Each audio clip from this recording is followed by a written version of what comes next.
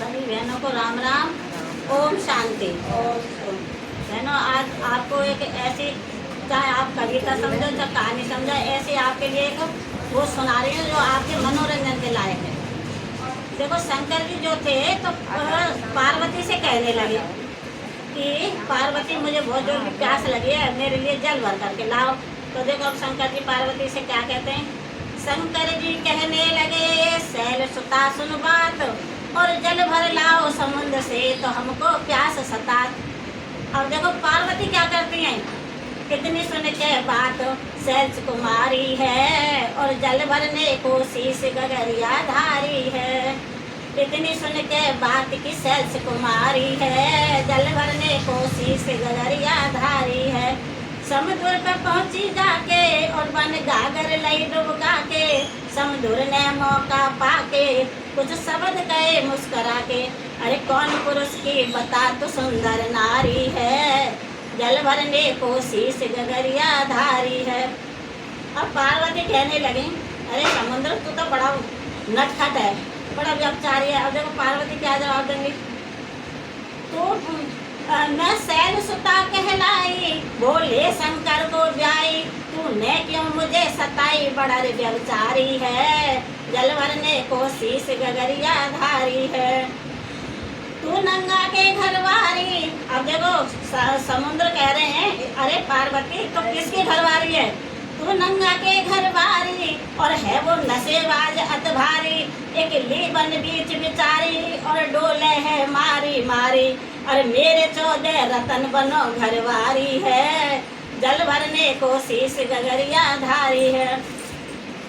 जब बहनों पार्वती ने इतने शब्द सुने, पार्वती गुस्सा खाके और बन जाकर दही लुढ़का के, भोले शंकर कन आके सब दीनी कथा सुना के, और प्रभु तुमसे नंगा कहे बने धनधारी है, जल भरने को शीश गगरिया धारी है।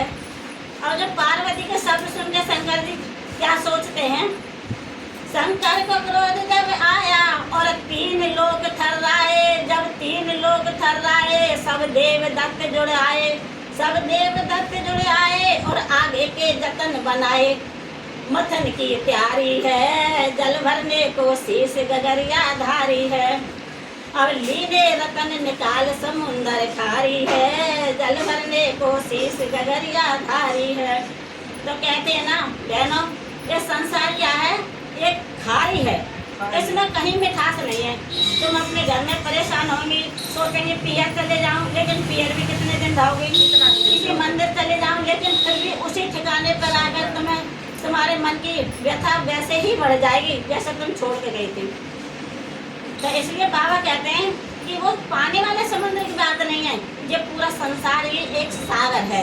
इस सागर में कहीं पर भी वो नहीं है। जब सागर पूरा खाली हो गया है ना, तो परम पिता परमात्मा से इस धरा पर पधारे हैं और हमें ज्ञान रत्नों से भरपूर कर रहे हैं। तो कहना कि जब हमारे कने ज्ञान का धन होगा तो संसार कैसा भी हो हमारे ऊपर कोई उसका फर्क नहीं पड़ेगा।